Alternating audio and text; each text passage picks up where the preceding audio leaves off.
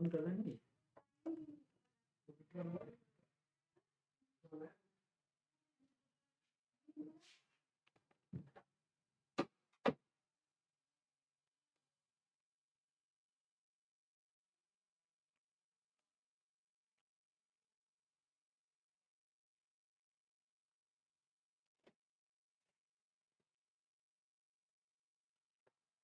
बच्चों को good evening. बच्चों, आप सभी का स्वागत है हमारे आरएस इंस्टीट्यूट चैनल पर। बच्चों, आज का जो लेक्चर है बहुत ही इंपॉर्टेंट होने वाला है जेई मेंस और एडवांस के पॉइंट ऑफ व्यू से। क्लियर है? तो आज हम लोग बच्चों डिस्कशन करने वाले हैं सबसे most important topic multinomial theorem की। अब जैसे बात करें बच्चों मल्टीनोमियल थ्योरम, तो ये एक बाइनोमियल थ्योरम के ही का एक पार्ट है जिसके अंतर्गत इसको पढ़ाया जाता है। तो सबसे पहले मल्टीनोमियल थ्योरम को समझने के लिए हमें बाइनोमियल थ्योरम थोड़ा सा आना चाहिए। तो बच्चों हम लोग बाइनोमियल थ्योरम को लिंक करते हुए उससे हम लोग मल्टीनोमियल सीखने की कोशिश करते हैं। ओके,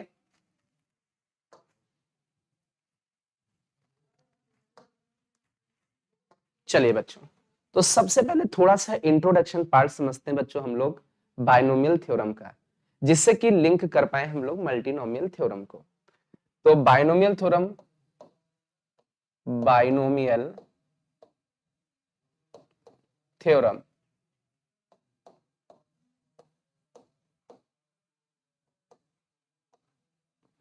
चलिए बात करते हैं बच्चों बाइनोमियल थ्योरम में। जैसे हम लोग ले लें first term plus second term. आप यहां पर देखें बच्चों, बाई मीन्स होता है टू, नोमियल मतलब होता है टर्म, मीन्स टू टर्म्स हैं, इसकी कुछ पावर एन हो गई। और इसको यदि एक्सपेंड करेंगे तो जिस थ्योरम के थ्रू एक्सपेंड करते हैं उसी को हम लोग बोलते हैं बाइनोमियल थ्योरम। तो इसमें आपका जो फर्स्ट टर्म होता है that is n C zero, first term की power n minus zero and second term की पावर जीरो। ये आपके इसके एक्सपेंशन का फर्स्ट टर्म। चलिए इसी के जस्ट आगे बढ़े हम लोग, तो हम लोग सेकेंड टर्म को लिखेंगे n C one, first term की power n minus one, second term की पावर वन। आप बहुत ध्यान से देखें, ऑब्जर्व करें, फर्स्ट टर्म में सी जीरो लिखा होता है, सेकेंड वाले में सी वन होता है। तो बच्चों थर्ड वाले टर्म में एन सी टू होगा, नीचे टू लिखा होगा, और फर्स्ट टर्म की पावर इन दोनों का डिफरेंस एन माइनस टू और सेकेंड टर्म की पावर टू हो जाएगा। ऐसे करते करते बच्चों ये आपका एन सी एन तक जाता है और फर्स्ट टर्म की पावर एन माइनस एन और सेकेंड टर्म की पावर एन हो जाता है। आई होप ये आपको थ्योरम, ये एक्सपेंशन आप सभी बच्चों को आता होगा। ये बेसिक है बाइनोमियल थ्योरम का।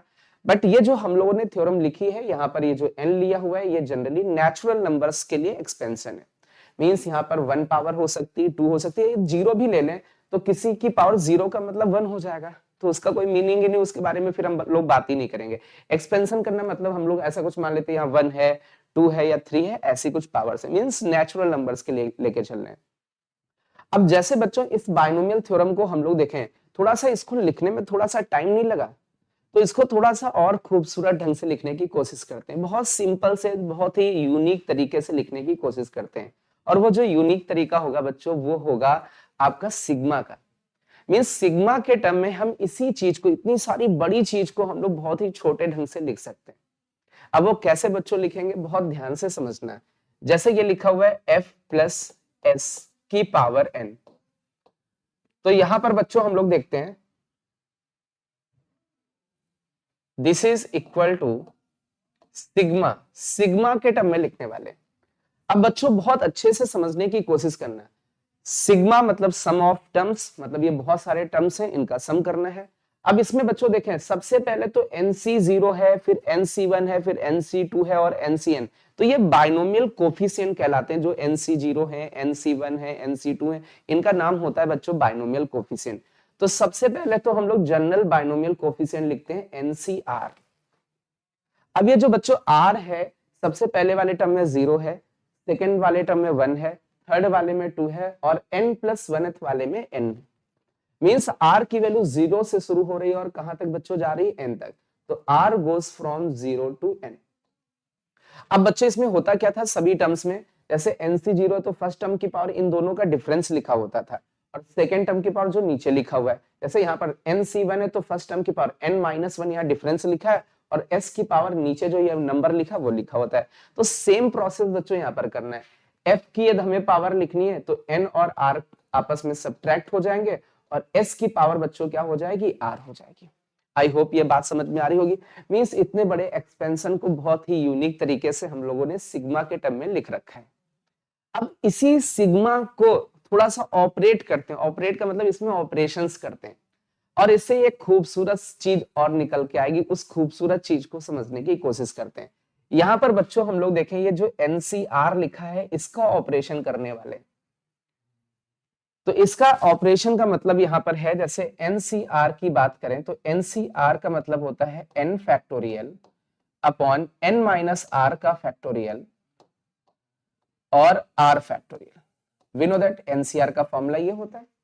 तो हम लोग NCR की जगह इसको लिखने वाले हैं, तो ये हो जाएगा फर्स्ट प्लस सेकेंड टर्म की पावर n और इसको हम लोग थोड़ा सा लिखने की कोशिश करें sigma r from 0 to n। बच्चों हम लोग NCR की जगह क्या लिख सकते हैं, n का फैक्टोरियल अपॉन n-r का फैक्टोरियल और फिर r का फैक्टोरियल लिखा हुआ है। अच्छा इसके आगे बेटा हम लोग बच्चों ऑब्जर्व करें तो f की जो पावर है वो n-r लिखी हुई है और s की पावर r लिखी हुई है। अब इसमें हम लोग थोड़ा सा एक एज्यूम करने वाले हैं कुछ चीजों को, वो समझना बेटा। जैसे जो f की पावर है बच्चों इसको हम लोग कुछ एज्यूम करने वाले हैं। अब ये क्या है, हम लोग मान लेते हैं ये जो n-r है इसको थोड़ी देर के लिए हम लोग कुछ p मान लेते हैं और ये जो s की पावर है इसको हम लोग q मान लेते हैं। मींस s की पावर r है इसको थोड़ी देर के लिए q मान लेते हैं। अब इसमें रिप्लेसमेंट करते हैं बच्चों, तो रिप्लेसमेंट करने पर दो क्या मिलेगा, लिखा हुआ है f प्लस s की पावर n, फिर लिखा हुआ है sigma r goes from 0 to n। बच्चों यहां पर ऊपर तो n फैक्टोरियल लिखा हुआ है, इसको तो एज इट इज लिखा, अपॉन में r माइनस n-r को हम लोगों ने p माना था, तो n-r का फैक्टोरियल लिखा हुआ है बच्चों। मींस किसका फैक्टोरियल है, p का फैक्टोरियल। आगे r का फैक्टोरियल है और r को हम लोगों ने q माना था, तो ये q का फैक्टोरियल हो गया। अब बच्चों यहां पर आगे चलते हैं, f में इसकी पावर n-r है तो n-r को हम लोग p लिखेंगे और s की पावर में ये जो r लिखा है इसको हम लोगों ने q माना था। क्लियर है बच्चों। अब यहां पर जो ये बना हुआ है ये सबसे खूबसूरत फॉर्म है, इसी फॉर्म को बच्चों हमें याद रखना है। ये जो लिखा हुआ है इसी फॉर्म को हमें याद रखना है, ये सबसे मोस्ट इंपॉर्टेंट फॉर्म है और इसी की मदद से हम लोग बायनोमियल थ्योरम से मल्टीनोमियल थ्योरम पे स्विच कर पाएंगे। अब क्या लिखा हुआ है समझना बच्चों, जैसे f प्लस s की पावर n है तो जो यहां पावर है उसका फैक्टोरियल ऊपर लिखा है, फिर हमने क्या किया f लिखा उसकी कुछ पावर p दे दी, फिर s लिखा उसकी कुछ पावर q दे दी। देन हम लोग यहां ऑब्जर्व करें जो f की पावर है उसका फैक्टोरियल नीचे लिखा है और जो s की पावर है उसका फैक्टोरियल नीचे लिखा हुआ है। और यहां एक चीज और ऑब्जर्व करने वाली है, ये जो p और q है इसमें p और q का ये सम करके देखें, यहां पर ऐड करके देखें इन दोनों को, तो इस साइड यदि हम लोग इनको ऐड करेंगे इधर तो p प्लस q आ जाएगा और इधर ऐड करेंगे तो r माइनस r और प्लस r कट जाएगा और कितना बचेगा बच्चों, n बचेगा।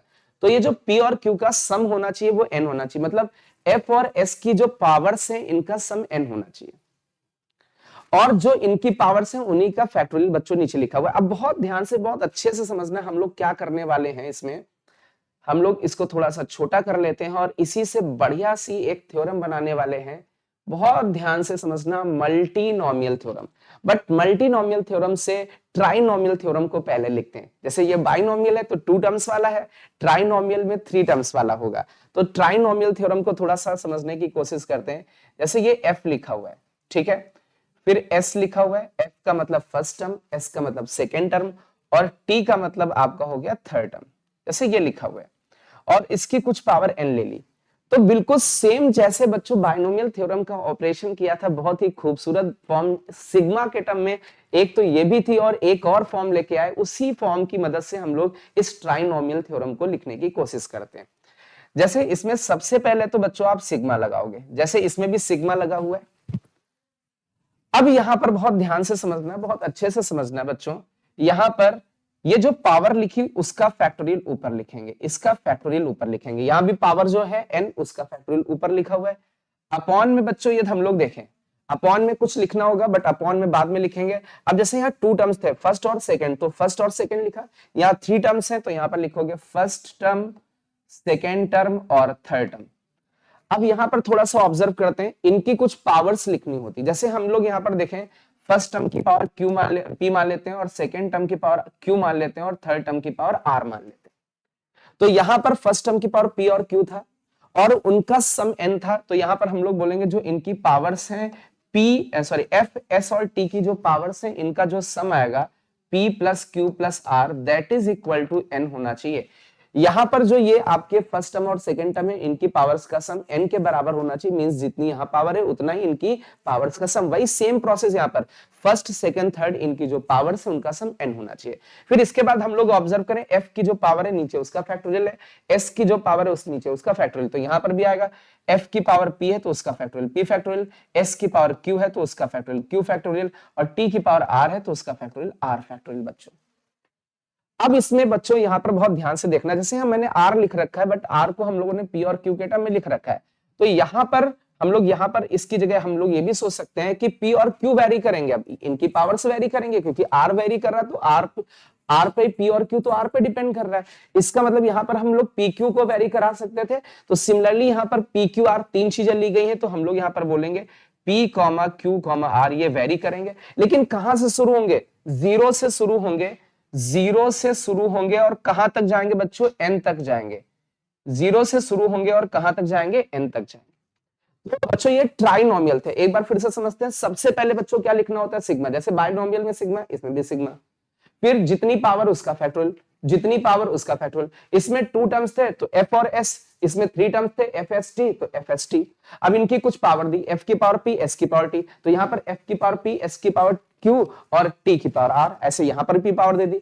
इनकी जो पावर से उनका फैक्टोरियल नीचे लिखा, p का फैक्टोरियल, q का फैक्टोरियल और r का फैक्टोरियल लिखा। अब यहाँ पर हम लोग देखें, ये जो p और q, यहाँ पर p और q होना चाहिए।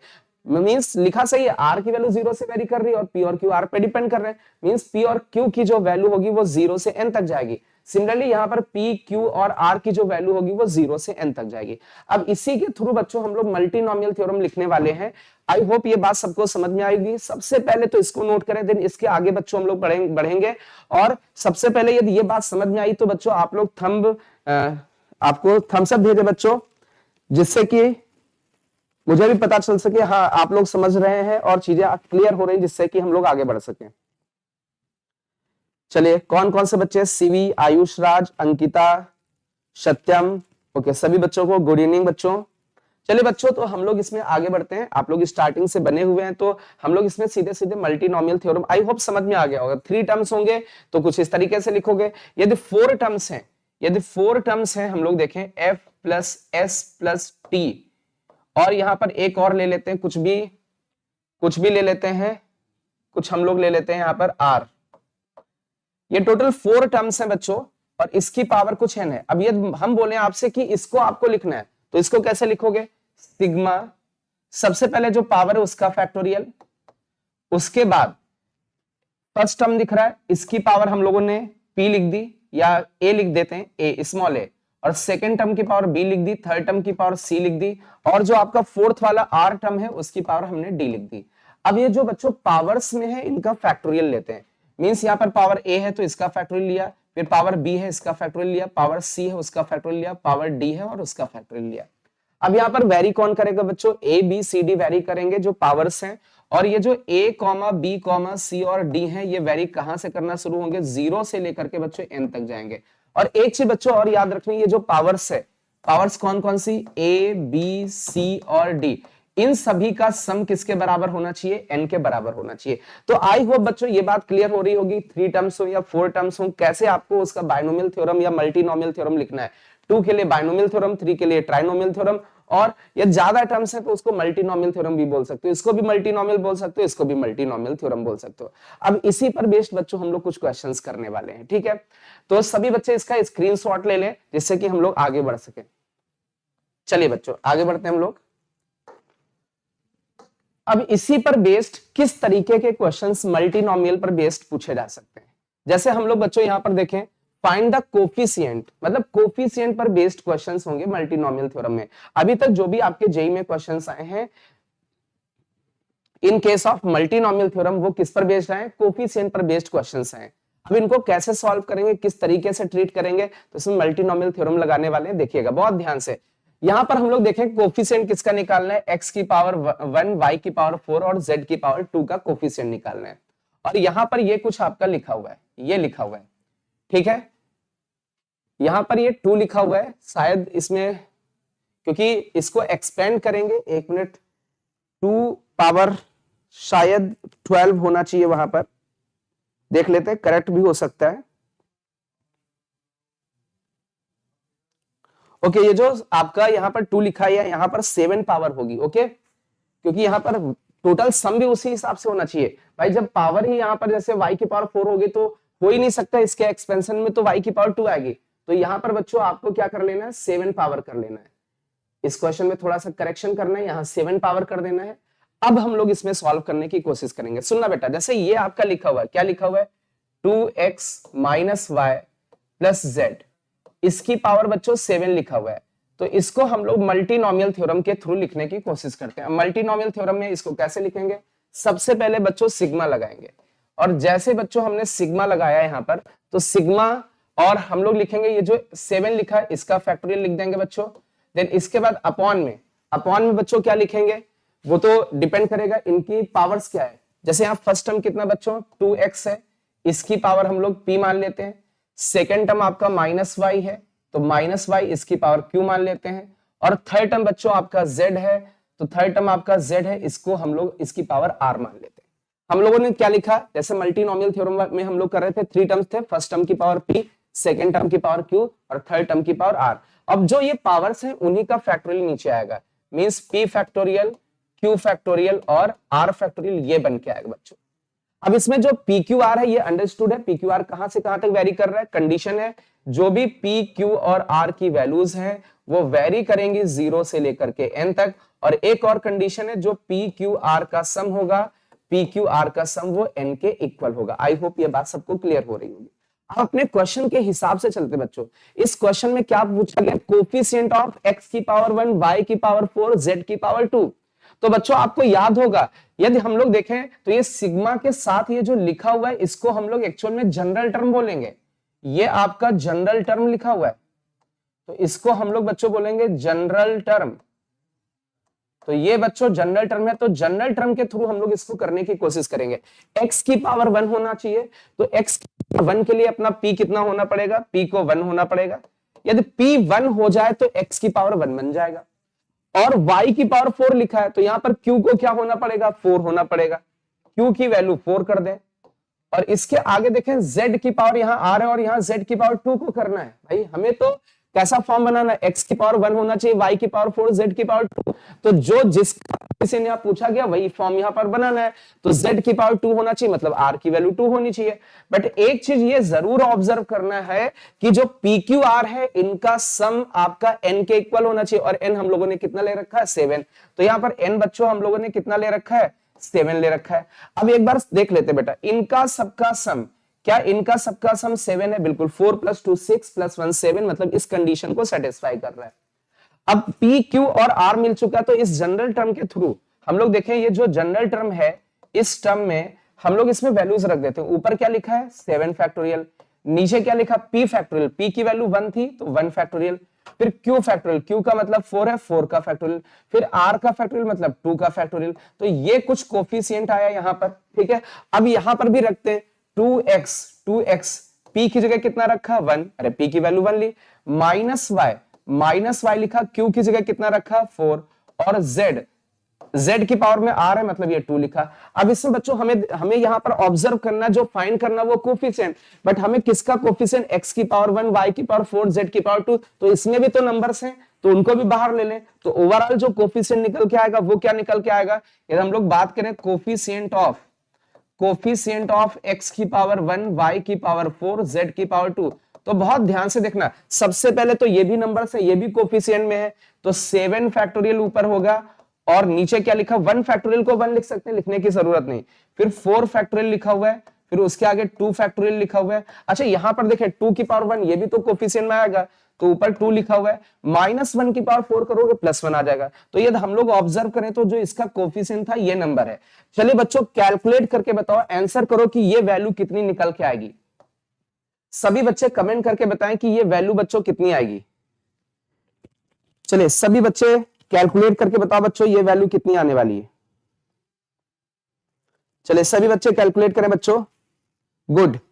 आयुष राज, सत्यम, सचिन, AK आर्यन, प्रवीण ने 210 बोला है, सनी ठाकुर ने 6720 बोला है, आयुष राज का आंसर 210 आ रहा है, एक बार 105 दिया था। चलिए कैलकुलेट करके बताओ, और भी बच्चे कैलकुलेट करके बताएं कि ये वैल्यू कितनी निकल के आएगी। ओके आर्यन यादव ने 210 दिया है। आई होप कि ये कैलकुलेट कर सकते हैं, तो इसको हम लोग जो आप आंसर कर रहे हैं उसको लिख लेते हैं 210। तो जो आपका कोफिशिएंट निकल के आएगा 210 निकल के आएगा। शुभांक सिंह गौर ने भी 210 दिया, आरएस करके हैं उन्होंने भी 210, अंकिता कानपुर ने भी 210 दिया। अब मेरी बात समझो बच्चों, एक बार इसको फिर से देखते हैं, क्योंकि इस तरीके का हम क्वेश्चन अभी आपको देने वाले हैं जिसको आपको सॉल्व करना है। Find the coefficient of x की पावर 1, y की पावर 4, z की power 2 in the expansion of this. इस एक्सपेंशन में, दो यहाँ बाइनोमियल नहीं है, यहाँ पर एक्चुअल में कितने टर्म्स है, 3 टर्म्स है। 3 टर्म्स है मतलब मल्टीनोमियल थ्योरम लगेगा कोफिशिएंट के लिए। तो कोफिशिएंट का क्वेश्चन बहुत ही इंपॉर्टेंट होता है जेईई मेंस और एडवांस के लिए। जब भी बाइनोमियल ना हो, उसमें बाइनोमियल अप्लाई ना हो रही हो, तो मल्टीनोमियल थ्योरम का यूज करेंगे। ये आपका मल्टीनोमियल थ्योरम लिखा हुआ है, और उसकी मदद से ये जो जनरल टर्म है उसी में x की जो पावर, y की पावर, z की पावर जो रिक्वायर्ड है वो बनाने की कोशिश करेंगे बच्चों। क्लियर है? आई होप ये बात सबको क्लियर हो रही होगी, क्योंकि मल्टीनोमियल थ्योरम का अभी डिस्कशन किया है। क्लियर? अच्छा अब जो हम क्वेश्चन आपको देने वाले हैं उसका जो सबसे पहले आंसर करेगा उसका नाम यहां पर लिखा जाएगा, मतलब वो उसका नाम हमेशा के लिए अमर हो जाएगा इस लेक्चर में। क्लियर है? तो देखते हैं, एक क्वेश्चन देने वाले हैं और सबसे पहले उसका कौन आंसर करता है देखते हैं बच्चों। चलिए बच्चों ये क्वेश्चन आपके सामने आने वाला है। इस क्वेश्चन को सॉल्व करना है और देखते हैं सबसे पहले कौन आंसर करता है बच्चों। देखते हैं सबसे पहले कौन आंसर करता है। चलिए सभी बच्चे आंसर करने की कोशिश करें। बिल्कुल सेम लगभग क्वेश्चन है, लगभग सेम प्रॉब्लम है, कोफिशिएंट पर बेस्ड क्वेश्चन है, कोफिशिएंट पर बेस्ड क्वेश्चन है। देखते हैं सबसे पहले कौन आंसर करता है। फर्स्ट पोजीशन पे कौन आता है, फिर सेकंड पोजीशन पे कौन आता है, और फिर थर्ड पोजीशन पे कौन आता है। फर्स्ट, सेकंड, थर्ड पोजीशन वालों के नाम यहां पर लिखे जाएंगे बच्चों। देखते हैं सबसे पहले कौन सॉल्व करके देता है। स्पीड में सॉल्व करने की कोशिश करो, और जो बच्चे बाद में आए उनके लिए थोड़ा सा डिस्कस कर देता हूं, और जो बच्चे पहले से पढ़ रहे हैं वो इसको सॉल्व करने की कोशिश करें। अपूर्व द्विवेदी ने 210 दिया है, पीछे वाले क्वेश्चन का आंसर दिया है। ओके, जो बच्चे अभी नए आए हैं वो सीख लें थोड़ा सा। जैसे यहां पर देखें, find the coefficient of x की पावर 3, y की पावर 1, z की पावर 3। बच्चों कोफिशिएंट का क्वेश्चन है, ठीक है, और इस एक्सपेंशन में पूछा गया है। तो एक्चुअल में देखें ये बाइनोमियल नहीं है, 2 टर्म्स नहीं है, ज्यादा टर्म्स है तो मल्टीनोमियल थ्योरम बनेगा। तो यहां पर हम लोग इसको लिखने की कोशिश करें, 1 - 3x प्लस का y प्लस का 2z, और इसकी पावर आपकी क्या हो जाएगी, 11 हो जाएगी। अब इसको थोड़ा सा हम लोग सिग्मा के टर्म में बच्चों लिखें, तो सिग्मा लिखा। अब यहां जो पावर है उसका फैक्टोरियल सबसे पहले तो ऊपर लिखोगे, तो 11 का फैक्टोरियल ऊपर लिखा हम लोगों ने। अपॉन में कुछ नंबर्स आएंगे, वो डिपेंड करेंगे जो फर्स्ट टर्म, सेकंड, थर्ड और फोर्थ टर्म है उनकी पावर्स क्या है। जैसे यहाँ फर्स्ट टर्म 1 है बच्चों, तो 1 है तो इसकी पावर हम लोगों ने कुछ मान ली, हम लोगों ने a मान ली। ओके, सेकेंड टर्म माइनस का 3x है, तो सेकेंड टर्म आपका माइनस का 3x है, इसकी पावर हम लोगों ने b मान ली। ओके, चलिए इसमें हम लोग ये भी देखते रहे कि सबसे पहले कौन आंसर कर रहा है ना, उसका नाम भी लिखना है। ओके, हालांकि इसमें कमेंट आ जाएगी, सबसे पहले जिसका नाम आएगा वही फर्स्ट पोजीशन पे आ जाएगा। ओके, चलिए एनीवे बहुत ध्यान से देखो, थर्ड वाला आपका क्या है y, उसकी पावर क्या आ जाएगा c, और फोर्थ वाला आपका क्या है 2z, इसकी पावर कितनी आ जाएगी d। तो अपने पास 4 टर्म्स थे, चारों टर्म्स लिखे, उनकी पावर्स ली, और जो पावर होती है उसी का फैक्टोरियल नीचे लगता है। तो a का फैक्टोरियल, b का फैक्टोरियल, c का फैक्टोरियल और d का फैक्टोरियल, ये बन गया। अब बच्चों जो अपनी रिक्वायरमेंट हो उस रिक्वायरमेंट के हिसाब से चलना है। यहां पर देखो x की पावर कितनी चाहिए, 3, तो यहाँ x की पावर 3 बनाने के लिए मतलब b की वैल्यू हमें 3 लेनी पड़ेगी। तो बच्चों यहाँ पर b की वैल्यू हम लोगों ने 3 ले ली। अच्छा y की पावर 1 चाहिए, तो y की पावर 1 चाहिए मतलब c को 1 बनाना पड़ेगा। तो बच्चों c को 1 बना लिया, z की पावर 3 चाहिए, मतलब z की पावर में जो है उसको 3 बना देते हैं। अब यहाँ पर बच्चों एक चीज बहुत ध्यान से समझना, जो पावर्स है, कितनी पावर्स है, a b c d 4 powers हैं, तो हमें ये पता है यहाँ पर a फाइंड करना पड़ेगा। तो वी नो दैट बच्चों a plus B plus C plus D, जो ये पावर्स है इन सभी पावर्स का जो सम होता है वो n के बराबर होता है। और यहाँ बच्चों n की वैल्यू कितनी है, 11 है। तो इसको थोड़ा सा सॉल्व करके देखें, यहाँ से a की वैल्यू निकल के आ जाएगी। a की वैल्यू देखें 3 प्लस 3 6 प्लस 1 7, 11 से 7 जाएगा 4 बचेगा। आप चाहो तो ऐड करके देखो, a की वैल्यू 4 हो गई, 4 प्लस 3 7, 7 प्लस 1 8, 8 प्लस 3 11, तो ये आपकी a की वैल्यू आ चुकी है। अब इसमें बच्चों हम लोग पुट कर दें, यहाँ जनरल टर्म लिखने की कोशिश करेंगे जीटी के थ्रू। तो यहाँ पर ये लिखा हुआ है 11 का फैक्टोरियल बच्चों ऊपर लिखा हुआ है, और अपॉन में a का फैक्टोरियल, a का फैक्टोरियल मतलब 4 फैक्टोरियल। चलिए उसके आगे देखें b का फैक्टोरियल मतलब 3 फैक्टोरियल, उसके आगे देखें c का फैक्टोरियल मतलब 1 फैक्टोरियल, उसके आगे देखें d का फैक्टोरियल मतलब 3 का फैक्टोरियल, और फिर उसके आगे लिखा हुआ है 1 की पावर कुछ भी करोगे उससे कोई लेना देना नहीं, वो तो उतना ही बन जाएगा, उससे कोई दिक्कत नहीं है। -3, तो -3 हम लोग अलग कर देते हैं, और -3 की पावर में b जाना चाहिए, तो b का मतलब 3 हो जाएगा। अच्छा इसके आगे देखें, यहाँ पर ये 2 की पावर d जाना चाहिए, तो 2 की पावर d जाना चाहिए, d की वैल्यू 3 है, ये हो गया। अच्छा अब जो मींस अपने वेरिएबल्स बने उनको देख लेते हैं, x की पावर b, तो x की पावर b की जगह कितना है 3। अच्छा y की पावर c, तो y की पावर c मतलब c की वैल्यू कितनी 1, z की पावर d, तो मतलब z की पावर कितनी 3। तो आप देखेंगे यहाँ पर ऑब्जर्व करेंगे x की पावर 3, y की पावर 1, z की पावर 3 का जो कोफिशिएंट आएगा वो अपना ये आंसर निकल के आएगा। ये अपना आंसर खतरनाक आंसर है। अरे बच्चों कैलकुलेशन तो बहुत खतरनाक है, इसमें तो नानी याद आ जाएगी। तो आप लोग आंसर कैसे करो, अरे बहुत सारे बच्चों ने किया भी है। शुभांग सिंह गौर, शुभांग सिंह गौर एक बच्चा है, इसने आंसर किया है, बहुत ही बच्चा अच्छा, एक नंबर आंसर किया इसने 1 2 4, उसके आगे लिखा हुआ है 7 4 0 0। मैं 100% कह सकता हूं ये जो शुभांग सिंह गौर है बच्चा, मैं इसका नाम लिख देता हूं, शुभांग सिंह गौर। राइटिंग भी इसके नाम पे अच्छी बन रही है, शुभांग सिंह गौर। ये बच्चा 100% सिलेक्ट होगा, क्योंकि ये एक ऐसा बच्चा है जो प्रॉपर सारी क्लास करता है, ऑफलाइन क्लास भी करता है और ऑनलाइन क्लास भी करता है। इसकी डीपी लगी हुई है, इसलिए डीपी से मैं पहचान जा रहा हूं इसको, ठीक है। ये बच्चा 100%, मैं इसको बोल रहा हूं 100% सिलेक्ट होगा। बस ये मेहनत करता रहे, अपनी मेहनत पे आपको बच्चों विश्वास रखना है, जो भी बच्चा है ना। अच्छा और भी बच्चों ने आंसर किया है, ये आंसर तो डिलीट कर दिया इसने शुभांग सिंह गौर ने, क्या कुछ आंसर गलत आ रहा था क्या? एक बार कैलकुलेट करके देखो,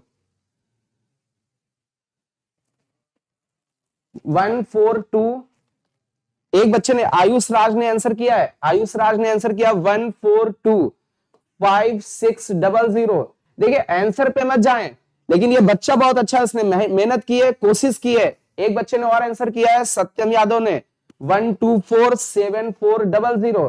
तो देखते हैं सबसे, अब इसमें तो थोड़ा कंफ्यूजन हो रहा है, सबके अलग अलग आंसर आ रहे हैं, कौन सा ऑप्शन करेक्ट है, क्योंकि नहीं तो फिर इसको कैलकुलेट करना पड़ेगा, बहुत लेंदी कैलकुलेशन होगी। ये तो आपकी तरफ से आंसर आने चाहिए।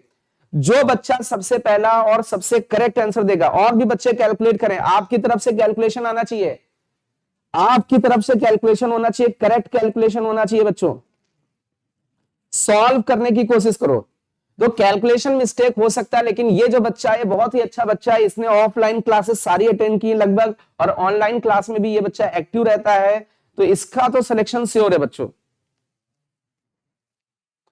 चलिए अभी तो कुछ श्योर नहीं हो पा रहा कि आंसर कौन सा करेक्ट होगा। सभी बच्चे कैलकुलेट करने की कोशिश करें, क्योंकि इसके आगे जो क्वेश्चन आने वाला है वो बहुत खतरनाक क्वेश्चन आने वाला है, उसमें तो बहुत ज्यादा और कैलकुलेशन होने वाली है बच्चों। स्पीड में सॉल्व करने की कोशिश करें। अब मोस्ट इंपॉर्टेंट क्वेश्चन इसके आगे वाला आने वाला है, मोस्ट इंपॉर्टेंट मतलब जैसा जेई एडवांस में और मेंस में क्वेश्चन आता है। आर्यन यादव ने दिया है माइनस का 3600 इंटू में 297, और कह रहा कि अब आप मल्टीप्लाई कर लो, है ना। RS100 करके एक बच्चा है, उसने लिखा माइनस का 9979200। मीन जितने बच्चे आंसर कर रहे हैं सबका अलग अलग आंसर आ रहा है। ये कितनी बढ़िया कैलकुलेशन, मतलब ये कुछ नंबर्स हैं और हर बच्चा अलग अलग कैलकुलेट करके अलग अलग आंसर कर रहा है। ये तो चमत्कार है इसके साथ, इस चमत्कार को तो बच्चों नमस्कार है। कि सबका अलग अलग कैसे आंसर आ जाएगा बच्चों? चमत्कार को नमस्कार, एक नंबर्स का कैलकुलेशन और सबका अलग अलग आंसर। क्या बात है, कितनी अच्छी कैलकुलेशन है आप लोगों की, क्या बात है। लगे रहो बच्चों, लगे रहो, बढ़िया, और बच्चे आंसर करें। चलिए हम लोग चलते हैं अपने मेन क्वेश्चन की तरफ। आप लोग इसको आंसर करते रहना, इसका कैलकुलेशन करते रहना, ये कैलकुलेशन करने का आपका काम है बच्चों। चलिए बच्चों, ये बहुत ही अच्छा क्वेश्चन है। स्टॉप राइटिंग, कैलकुलेशन आप बाद में कर लेना उसको, इसको थोड़ा सा समझने की कोशिश करिए। बहुत ध्यान से देखो क्या लिखा है। फाइंड द कोफिशिएंट, किसका कोफिशिएंट? x की पावर 4 का, इन दिस एक्सपेंशन, इस एक्सपेंशन। तो बच्चों इसका हम लोग जनरल टर्म लिख सकते हैं, जो ये लिखा हुआ है 2 माइनस एक्स प्लस का 3x स्क्वायर, इसकी पावर 6 लिखा हुआ है। इसको हम लोगों ने लिखा सिग्मा, सिग्मा, और जो वेरी करेगा वो वेरी करा लेंगे हम लोग। 6 का फैक्टोरियल ऊपर आएगा, नीचे नीचे डिपेंड करेगा ये जो टर्म्स है उनकी पावर क्या है। जैसे एक टर्म आपका 2 है, इसकी पावर p मान लिया। सेकेंड टर्म आपका माइनस x है, इसकी पावर हमने q मान ली। और आपका जो थर्ड टर्म है that is 3x square, 3x square, इसकी पावर हम लोगों ने बच्चों r मान ली। क्लियर है? अब जो ये फर्स्ट, सेकेंड और थर्ड टर्म की जो पावर है उसको हम लोग देख लेते हैं, p फैक्टोरियल, q फैक्टोरियल और r फैक्टोरियल बच्चों। क्लियर है? अब मेरी बात बहुत ध्यान से, बहुत अच्छे से समझने की कोशिश करना। हमें क्या चाहिए? x की पावर 4 चाहिए। तो x की पावर 4 मतलब x को 1 पास करेंगे। तो यहां पर हम लोग थोड़ा सा इसको और कैलकुलेट करने की कोशिश करते हैं। Sigma 6 factorial, p factorial, q factorial, r factorial बच्चों। ये 2 की पावर p थोड़ा सा अलग किया, ये 3 की पावर r को भी अलग कर दिया, और ये -1 की पावर q है, इसको भी बच्चों अलग कर दिया। क्लियर है? जो कांस्टेंट है उनको अलग कर दिया, क्योंकि वही तो कोफिशिएंट बनने वाले हैं सब। अब x की पावर q लिखा हुआ है, और यहां पर ये q था, और यहां x की पावर 2r है, तो दोनों ऐड होकर के जो x की पावर बनेगा वो q प्लस 2r बनेगा। अब बच्चों एक चीज समझो बेटा, हमें जो चाहिए, जो रिक्वायरमेंट है वो क्या x की पावर है बच्चों? x की पावर 4 है। तो हमें दिख रहा है x की पावर 4 बनाना है, तो इसके लिए हमें क्या करना पड़ेगा? q प्लस 2r को 4 के इक्वल करना पड़ेगा। अच्छा यहां पर एक चीज और पता है बच्चों, p plus q plus r, यहां पर हम लोग देखें p plus q plus r, इसकी जो वैल्यू होगी इसका सम n के बराबर मतलब 6 के बराबर होना चाहिए। तो यहां पर अपने पास ये दो आपके पास इक्वेशंस हैं, इन्हीं इक्वेशंस की मदद से हम लोग जितने भी कॉम्बिनेशन बन सकते हैं वो कॉम्बिनेशन बनाने की कोशिश करेंगे, और हम लोग यहाँ कोफिशिएंट बनाने की कोशिश करेंगे। अब यहाँ पर बच्चों हम लोग एक टेबल बना लेते हैं, पी क्यू आर की कौन कौन सी वैल्यूज हो सकती हैं। जैसे लेट अस कंसीडर, जो भी पी क्यू आर होगा वो कहां से शुरू होगा, यहां पर थोड़ा सा लिख देते हैं। जो पी क्यू आर की वैल्यूज है वो 0 से लेकर के n तक जाएंगी। n की वैल्यू कितनी है? 6 है, इससे ज्यादा इनकी वैल्यूज नहीं हो सकती। तो यहां पर थोड़ा सा वेरिएशन देते हैं। जैसे मान लीजिए q की वैल्यू 0 रखी, जब q की वैल्यू बच्चों 0 रखोगे फर्स्ट वाले में, तो r की वैल्यू 2 निकल के आ जाएगी। क्लियर है? इस फर्स्ट वाली इक्वेशन में रखा q प्लस 2r वाले में, q की जगह 0 तो r की वैल्यू 2 आई। अच्छा अब देखो बेटा, q 0 हो गया, r 2 हो गया, तो p की वैल्यू क्या होनी चाहिए? 4 होनी चाहिए। आप देखें इनका सबका सम 6 आ गया। एक तो ये कॉम्बिनेशन हो जाए, हो सकता है कि p 4 हो जाए, q 0 हो जाए, r की वैल्यू 2 हो जाए, तो जैसे यहां पर रखोगे आपका x की पावर 4 बन जाएगा। अभी हम लोग पुट करके देख भी लेंगे कि x की पावर 4 बन रहा है कि नहीं। अच्छा दूसरा कॉम्बिनेशन भी हो सकता है, यदि q की जगह 1 रखें, यदि बच्चों q की जगह 1 रखोगे, 1 इधर जाएगा, 4 से बन जाएगा 3, तो r फ्रैक्शन में आ जाएगा। बट r फ्रैक्शन में नहीं होना चाहिए, r की वैल्यू 0 1 2 3 4 5 6 तक जा सकती है। मींस q की वैल्यू 1 वैलिड नहीं होगी। क्यों नहीं होगी? 1 रखने पर बेटा, q की जगह 1 रखने पर आपका r फ्रैक्शन में, r फ्रैक्शन में नहीं होना चाहिए। चलिए 2 रख के देखते हैं। चलिए q की जगह ये 2 रखते हैं, 2 पुट करके देखें तो ये 2 उधर जाएगा, 2 बचेगा, मतलब r की वैल्यू 1 हो जाएगी। r की जगह 1, q की जगह 2 रखोगे तो ये 4 दे रहा है कि नहीं दे रहा है। अच्छा अब यहां से p निकालते हैं, q की वैल्यू 2, r की वैल्यू कितनी? 1, तो 2 + 1 3, उधर चला गया माइनस हो जाएगा, 6 से 3 जाएगा, मतलब p की वैल्यू 3 आ जाएगी। तो एक ये कॉम्बिनेशन है, p की वैल्यू 3 मान ले, q 2 मान ले और r 1 मान ले, इसमें रख दें, q प्लस करोगे तो आपका ये 4 ही बनेगा, मतलब x की पावर 4 का कोफिशिएंट जो उसके साथ नंबर बनेगा वो निकल के आ जाएगा। और भी कॉम्बिनेशन हो सकते हैं, जैसे यहाँ q की जगह 3 रखें, 3 रखने पर 4 से 3 गया 1, मतलब r फ्रैक्शन में आ जाएगा, 3 नहीं हो सकता है। 4 रख के देखें, यदि q की जगह 4 रख के हम लोग देखेंगे तो 4 रखने पर r की वैल्यू 0 आ जाएगी। आप देखें बेटा, प्लस का 4 उधर जाएगा, माइनस हो जाएगा, r की वैल्यू 0 आ जाएगी, तो आपका ये जो p बचेगा वो 2 बचेगा, क्योंकि इनका सबका सम कितना होना चाहिए, 6 होना चाहिए। अब बच्चों q की वैल्यू 5 नहीं ली जा सकती क्योंकि r नेगेटिव आ जाएगा, q की वैल्यू 6 नहीं ली जा सकती क्योंकि r नेगेटिव आ जाएगा। तो अपने पास बच्चों 3 केस बन रहे हैं। केस नंबर 1 ये है, केस नंबर 2 ये है, और केस नंबर बच्चों 3 है। इन तीनों केसेस में आपका x की पावर 4 बनेगा। दो कैसे बनेगा बहुत ध्यान से समझना। सबसे पहले p की वैल्यू 4, q की वैल्यू 0, r की वैल्यू 2 लेते हैं, तो इसमें पुट करते हैं 6 फैक्टोरियल अपॉन p की वैल्यू 4 ली, 4 फैक्टोरियल, q की वैल्यू 0 ली, 0 फैक्टोरियल, r की वैल्यू 2 ली, 2 फैक्टोरियल, और यहां भी रखा, यहां पर रखते हैं 2 की पावर p की वैल्यू 4 ली, 3 की पावर r की जगह हमने 2 लिया, फर्स्ट वाला केस, और -1 की पावर q की पावर, ये आपका 0 हो गया। अब यहां पर पुट करोगे q और q प्लस 2r करोगे तो ये 4 बनेगा, मतलब x की पावर 4 का ये कोफिशिएंट बना 1। अब दूसरे केस में भी x की पावर 4 का कोफिशिएंट बनेगा, p की जगह 3, q की जगह 2 और r की जगह p की जगह 3, q की जगह 2 और r की जगह 1 पुट करना होगा। पुट करते हैं तो 6 फैक्टोरियल अपॉन p की जगह बच्चों 3, q की जगह 2 और r की जगह 1, और यहां पर पुट कर दें 2 लिखा हुआ है, p की वैल्यू कितनी 3 है, फिर 3 लिखा, r की वैल्यू बच्चों कितनी है 1, और -1 q की वैल्यू कितनी बच्चों 2। प्लस करेंगे, एक और केस है, प्लस करेंगे p की जगह 2, q की जगह 4 और r की जगह 0 रखेंगे, तो p की जगह यहां पर ये वाला लिखेंगे 6 फैक्टोरियल अपॉन p की जगह 2, q की जगह 4 और r की जगह 0 रखेंगे, और यहां पर हम लोग देखें 2 की पावर p का मतलब 2 हो गया, 3 की पावर r का मतलब 0 हो गया, -1 की पावर q का मतलब 4 हो गया। तो यदि इन सभी को बच्चों हम लोग ऐड कर दें तो ये एक्चुअल में ये सभी आपके क्या निकल के आ रहे हैं, ये सभी, ये भी x की पावर 4 का कोफिशिएंट है, ये भी x की पावर 4 का, ये भी x की पावर 4 का, मतलब 3 ऐसे केस होंगे जिनमें x की पावर 4 बनेगा। मतलब इसको जब एक्सपेंड करेंगे तो 3 टर्म ऐसे इनमें होंगे जिनमें x की पावर 4 है, और उन सभी को जब एक पास लेके आएंगे तो वही तो x की पावर 4 का कोफिशिएंट बनेगा। चले सभी बच्चों इसको ऐड करके बताओ ये आंसर कितना आ रहा है। ये थोड़ा आसान कैलकुलेशन है, ये आंसर आप लोग बता सकते हो, ये आंसर बच्चों आप लोग बता सकते हो। बहुत ही बेहतरीन क्वेश्चन है, ऐसा क्वेश्चन जेईई मेंस और एडवांस में आ सकता है बच्चों। चलिए कैलकुलेट करके बताएं कि इसका आंसर कितना आ रहा है बच्चों। सभी बच्चे कैलकुलेट करके बताएं कि ये आंसर कितना आ रहा है। ये आसानी से आप इसको कैलकुलेट कर सकते हो, आसानी से बच्चों इसको कैलकुलेट कर सकते हैं आप लोग। कैलकुलेट करके रेस्पॉन्स करें कि ये आंसर कितना आ रहा है बच्चों। इसमें देखते हैं सबसे पहले आंसर कौन करता है बच्चों। इसमें आप लोग कैलकुलेशन सही से नहीं कर रहे बच्चों, मतलब हर बच्चे ने इसके पीछे वाले क्वेश्चन में अलग अलग ही आंसर दे रखा है। मतलब कितनी बढ़िया कैलकुलेशन आपकी, सच में कैलकुलेशन को नानी याद आ जाएगी आपकी कैलकुलेशन पे। तुम लोग तो कैलकुलेशन कर ही रहे हो बहुत बढ़िया।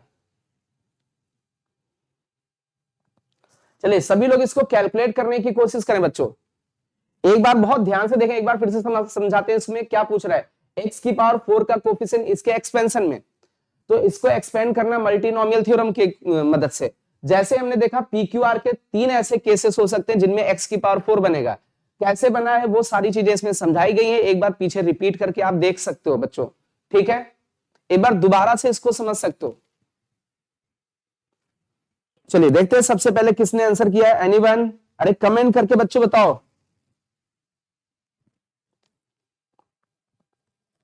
एनीवन कैलकुलेट करें बच्चों।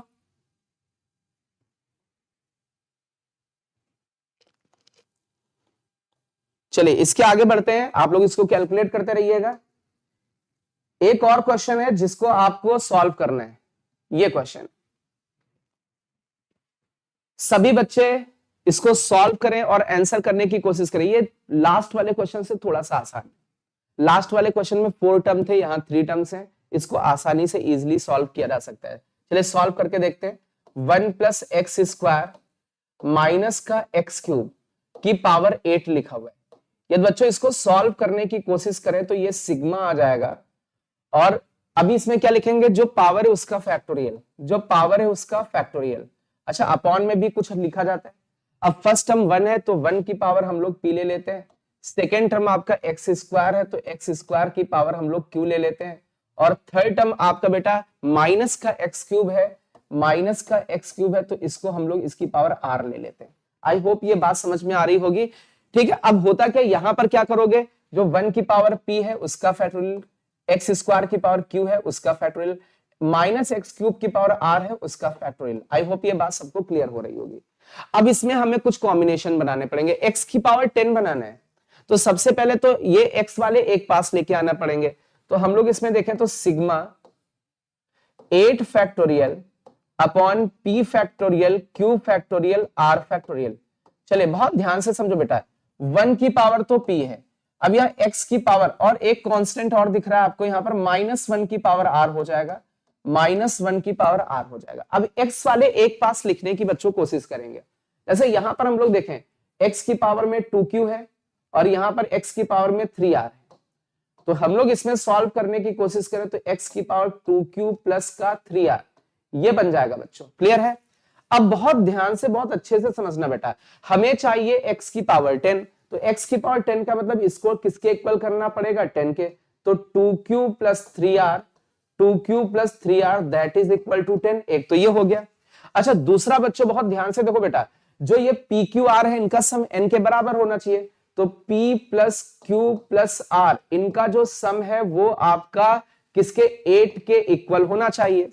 अब यहां पर कुछ कॉम्बिनेशन करने पड़ेंगे और ये भी याद रखना बेटा, जो pqr है वो आपके यहाँ पर इंटीजर्स, मतलब एक तरीके से होल नंबर से, 0 से शुरू होंगे, नेगेटिव नहीं जा सकते, इंटीजर में तो नेगेटिव भी आ जाएगा, 0 से लेकर के कहां तक जाने वाला है, 8 तक जाने वाला है, ये यहां तक वेरी कर सकता है।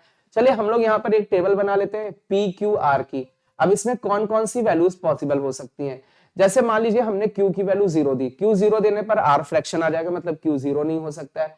चलिए q की वैल्यू हम लोग 1 ले लेते हैं, 1 लेने पर r फ्रैक्शन में आ जाएगा, q की जगह 2 लोगे तो 2 लेने पर दो क्या होगा, 2 लेने पर ये 4 है, इधर जाएगा 6 हो जाएगा, 6 मतलब r की वैल्यू 2 बचेगी, और यदि r की वैल्यू 2 और q की वैल्यू 2 हो गई तो आपकी p की वैल्यू 4 आ जाएगी। एक बार चेक करके देख लो बच्चों, q की जगह 2 रखा, 2 2 4 हो गया, और ये 2 इंटू 3 6 हो गया, ये 10 के बराबर हो गया, और ये आपका कॉम्बिनेशन निकल के आया। चलिए अभी हमने q की वैल्यू 2 ली, अब 3 लेके देखते हैं, q की जगह जब 3 रखोगे तो 3 इंटू 2 6 हो जाएगा, इधर जाएगा ये फ्रैक्शन में आ जाएगा। चलिए ये नहीं हो सकता, 4 रख के देखो, 4 2 8, यहाँ पर 2 बचेगा, ये फ्रैक्शन में आ जाएगा। चलिए 5 रख के देखो, यदि r q की जगह हम लोग 5 कर दें, यदि q की जगह 5 रखोगे, 5 2 10 मतलब r की वैल्यू 0 आ जाएगी, एक ये कॉम्बिनेशन हो सकता है। अच्छा q की जगह 5, r की जगह 0, तो आपकी p की वैल्यू कितनी आ जाएगी 3, क्योंकि इनका सबका सम 8 होना चाहिए। अच्छा इसके आगे q की वैल्यू हम लोग 6 लेते हैं, 6 रखने पर ये r नेगेटिव आने लगेगा, मतलब आगे वाली वैल्यूज पुट नहीं कर सकते हैं। तो इसमें बेटा केवल 2 केस आएंगे, केस नंबर 1 और केस नंबर 2, केवल 2 केसेस में कोफिशिएंट नहीं मिलने वाला है इसमें। तो अब हम लोग इसको सॉल्व कर लेते हैं, कौन कौन से कोफिशिएंट हो सकते हैं। सबसे पहले 8 फैक्टोरियल लिखा हुआ है, अपॉन में p की वैल्यू, केस 1 लेते हैं, p की वैल्यू 4, q की वैल्यू 2 और r की वैल्यू 2 लेते हैं, तो p की जगह 4, q की जगह 2 आपका, और r की जगह 2 ले लिया। अब 1 की पावर p है, -1 की पावर r है, और ये आपका कोफिशिएंट हो गया। अरे फर्स्ट केस में यही तो, इतना ही तो कोफिशिएंट है। अब यहां पर रख के देखोगे ये x की पावर 10 बन जाएगा, मतलब इसका कोफिशिएंट आ जाएगा। एक दूसरे केस में मिलेगा, ऊपर 8 फैक्टोरियल लिखा है, नीचे p, pqr, p की वैल्यू 3, q की वैल्यू 5, r की वैल्यू 0, 3 फैक्टोरियल, 5 फैक्टोरियल और 0 फैक्टोरियल। अब इसमें देखें 1 की पावर p, p का मतलब 3 हो गया, -1 की पावर r, r का मतलब कितना 0 बच्चों। तो आई होप ये बात सबको क्लियर हो रही होगी, ये बात सबको क्लियर हो रही होगी। इसको आप लोग सॉल्व कर सकते हैं, इसको ऐड करके ये निकाल सकते हैं, और यही आपका क्या होगा, ये आंसर हो जाएगा। तो देख लेते हैं, शायद पिछले वाले भी क्वेश्चन में आप लोगों ने कुछ कैलकुलेशन की है या नहीं। बच्चों ऐसे ही सेम क्वेश्चन आने वाला, यदि ये कैलकुलेशन अभी नहीं कर पा रहे तो पेपर में कैसे कर पाओगे, आप ये खुद समझ सकते हो। अच्छा कुछ बच्चों ने आंसर किया 3660, ओके, आई होप कि शायद पिछले वाले क्वेश्चन का ये आंसर होगा 3660। एक बार आप लोग मैच कर लीजिएगा, इस वाले का आंसर करना बच्चों, ये थोड़ा कम मतलब आसान कैलकुलेशन, इसका आंसर कर सकते हैं सभी बच्चे। इसका कैलकुलेशन करें, डेविल यादव कह रहे हैं 476, word of fact and space कह रहे हैं 476, और बच्चे सॉल्व करने की कोशिश करें। चलिए अब बच्चे आंसर कर रहे हैं, बहुत ही बेहतरीन क्वेश्चंस थे बच्चों, ये जो मैंने पढ़ाया है इस तरीके के क्वेश्चन मेंस और एडवांस में आ सकते हैं। ज्यादा इसमें लेंदी कैलकुलेशन नहीं, हाँ पिछले क्वेश्चन में हो सकती है, बट इस क्वेश्चन में तो आसान कैलकुलेशन बच्चों कर सकते हो आप लोग। शुभांशिन गौर ने बोला 476। ओके, तो ये जो आंसर आ रहा है 476 आ रहा है। एक बार बच्चों पिछले वाले क्वेश्चन का कमेंट करके बताओ कि क्या आंसर है, एक बार फिर से कमेंट करके बताएं ये टोटल सम कितना है। मुझे ये सम चाहिए, क्योंकि आप लोग बहुत सारे बच्चों ने, शुभांक, आयुष राज, शनि, अपूर्व, सत्यम ने पिछले वाले क्वेश्चन का तो आंसर दे दिया 476, बट मुझे इस वाले क्वेश्चन का आंसर चाहिए, इस वाले क्वेश्चन का आंसर चाहिए। कुछ बच्चे, एक बच्चे ने, आर्यन यादव ने लिखा 366। और बच्चे, और बच्चों से कमेंट चाहिए बच्चों, और बच्चों से कमेंट चाहिए बच्चों। बच्चों कमेंट करके बताओ कि इसका आंसर क्या आएगा। ओके, कई सारे बच्चे इसमें आंसर दे रहे हैं 3660। एक बार बच्चों इसको चेक जरूर कर लेना, बच्चों इसको चेक जरूर कर लेना। कई सारे बच्चे आंसर तो ये कर रहे हैं, लेकिन एक बार इसको चेक जरूर कर लेना। जिन बच्चों ने सॉल्व नहीं किया वो जरूर इसको सॉल्व करें। तो ये बच्चों आपका कौन सा थ्योरम था, मल्टीनोमियल थ्योरम था, जो कि आपका बचा हुआ था इसमें। तो मल्टीनोमियल थ्योरम बहुत ही इंपॉर्टेंट था। मींस एक बार इसको थोड़ा सा आप लोग मींस रिवाइज भी कर सकते हैं, देख भी सकते हैं, बट इसका क्वेश्चन आ सकता है यदि हम लोग बच्चों देखें मल्टीनोमियल थ्योरम में। तो मल्टीनोमियल थ्योरम का सबसे इंपॉर्टेंट क्वेश्चन बनता है कोफिशिएंट बेस्ड। ठीक है, अब मैं थोड़ा सा आपको डिस्कस कर देता हूं। जो बाइनोमियल थ्योरम चैप्टर है उसमें जेईई मेंस और एडवांस में कौन कौन से क्वेश्चंस आ सकते हैं, बहुत ध्यान से, बहुत अच्छे से समझने की कोशिश करना, किस हेडिंग से क्वेश्चन आ सकते हैं।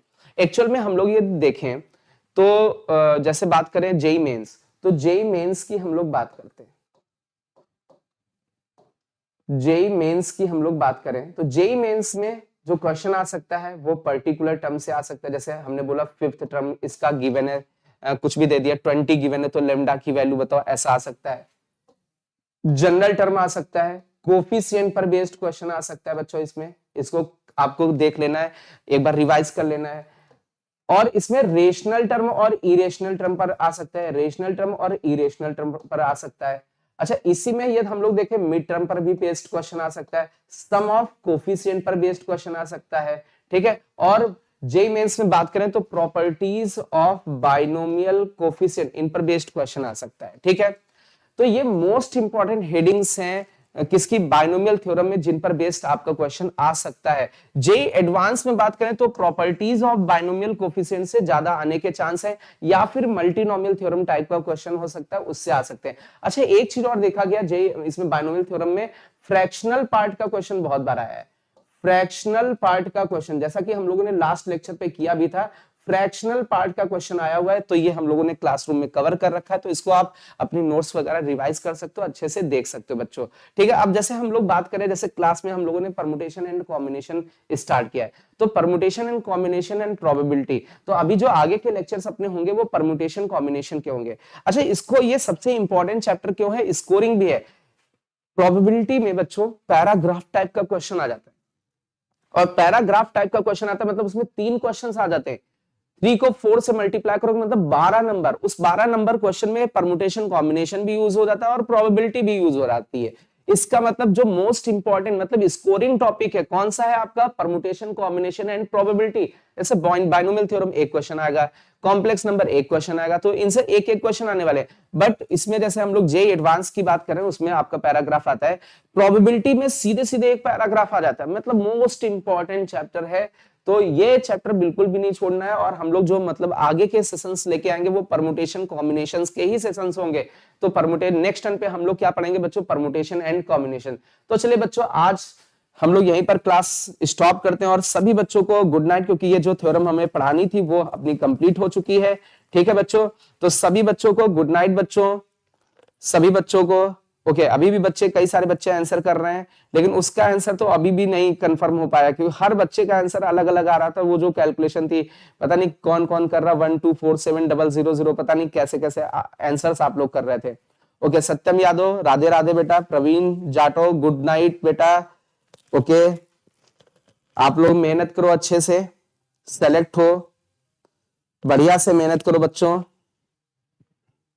सभी बच्चों को गुड नाइट। डेविल यादव बेटा गुड नाइट, गुड नाइट बच्चा। और बच्चे कौन कौन से हैं, बच्चे तो बहुत सारे लाइव हैं, जो गुड नाइट कर रहे हैं, लोकेश कुमार बेटा गुड नाइट। जो बच्चे हैं सभी का नाम ले रहा हूँ। शुभांग सिंह गौर ने बोला थैंक यू सर। ओके बेटा, मेहनत करो बेटा, है ना। कोई चीज आपकी, अच्छा एक आईआईटी धनबाद उसने लिख रखा है, गुड नाइट बेटा, आईआईटी धनबाद, तुमको बेटा धनबाद आईआईटी मिल जाए, मेहनत करो बेटा उसके लिए बच्चा। और बच्चे कौन कौन से हैं? सभी बच्चों को गुड नाइट। जिसको भी अपना नाम बुलवाना है वो आप कमेंट कर सकते हो। जिसको भी अपना नाम बुलवाना है, याद रखोगे आगे के लिए, हाँ ये देखो इस लेक्चर में मेरा नाम है ना। मल्टीनोमियल थ्योरम सर्च करना कभी भी यूट्यूब पे, और ये लेक्चर आएगा राघवेंद्र सर वाला, उसमें तुम्हारा नाम बिल्कुल लास्ट में जाके देखना, अच्छा तुम्हारा नाम लिया जा रहा है। आईआईटी धनबाद, ओके सर, अच्छा कह रहे हो, ओके सर, ओके। और बच्चे, सभी बच्चों को गुड नाइट बच्चों। कुल मिलाकर के आपको मेहनत करनी है, ठीक है। चलिए बच्चों, तो आज हम लोग यहीं पे स्टॉप करते हैं, मिलते हैं नेक्स्ट सेशन में, और नेक्स्ट सेशन में हम लोग परमुटेशन एंड कॉम्बिनेशन पर बेस्ड क्वेश्चंस करेंगे। ओके, आयुष राज बेटा, ओके। हर्षित गुड नाइट बेटा।